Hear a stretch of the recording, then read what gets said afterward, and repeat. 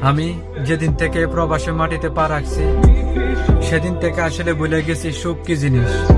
যখন দেশে ছিলাম তখন অনেক চিন্তা করতাম যে প্রবাসে আসব, বড় বড় স্বপ্নগুলো পূরণ করব, নিজের ইচ্ছাগুলো পূরণ করব।